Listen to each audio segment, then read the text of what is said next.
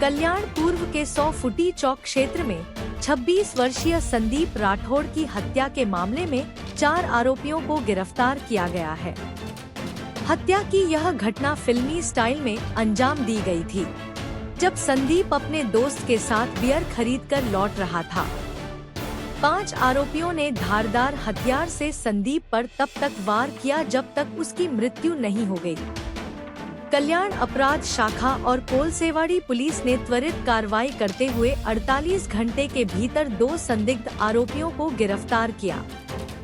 गिरफ्तार आरोपियों में अरविंद गलपांडे उर्फ पेंद्या, सैफ उर्फ साहिल नसीर शेख, विद्यासागर तुलसीधरन मुर्तील उर्फ अणना शामिल हैं, जबकि एक आरोपी नाबालिग है। जांच में यह बात सामने आई है कि हत्या का कारण पुराना विवाद था। पुलिस ने पाया कि आपसी रंजिश के चलते संदीप की हत्या की गई। कोलसेवाड़ी पुलिस ने तत्परता दिखाते हुए आरोपियों को पकड़ने में सफलता हासिल की है और मामले की जांच जारी है।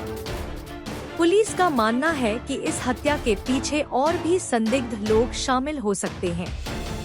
स्थानीय निवासियों ने पुलिस की तत्परता की सराहना की है और उम्मीद जताई है कि न्यायिक प्रक्रिया जल्द पूरी होगी। इस घटना ने क्षेत्र में सनसनी फैला दी है और लोग भयभीत हैं।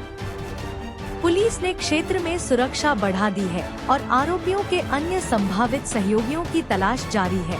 दिनांक 1/7/2024 रोजी सायंकाळी 6:30च्या सुमारास 100 फुटी रोड जवळ एक खुनाचा गुन्हा घडला होता। त्यामध्ये एकूण 4 लोकांना संशयितांना आम्ही ताब्यात घेतलेले आहे। त्यापैकी 3 आरोपितांना आम्ही अटक केलेला आहे।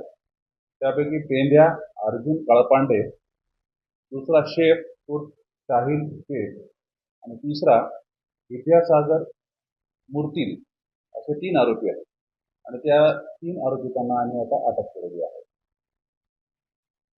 सदर गुन्ह्यातील आरोपी आणि मयत यामध्ये पूर्वीपासूनची दुश्मनी आहे।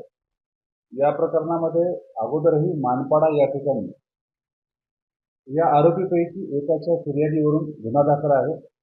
त्यामध्ये अटेम्प्ट टू मर्डरचा गुन्हा दाखल असून जो मयत झालेला आहे त्याच्या मित्रांनी तो केला होता आणि त्यांना अटक झालेली आहे।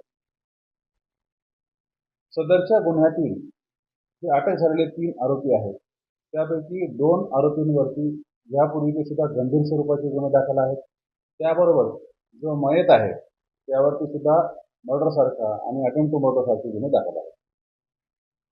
तो 1 तारखेला मर्डरचा गुन्हा दाखल केलेला आहे। त्यामध्ये नवीन कायद्याचे सक्त कलम लावण्यात आलेले आहेत। त्यामध्ये कलम 103(1), 189(2), 191(2), 193(3), 190 आणि याच्यासह महाराष्ट्र पोलीस अधिनियमाचे आणि शस्त्र अधिनियमाचे कलम पण लावण्यात आलेले आहेत। त्यामुळे सदरच्या आरोपींना गंभीर स्वरूपाच्या गुन्ह्यामध्ये अटक केलेला आहे आणि त्यांना शिक्षाही जास्त होईल।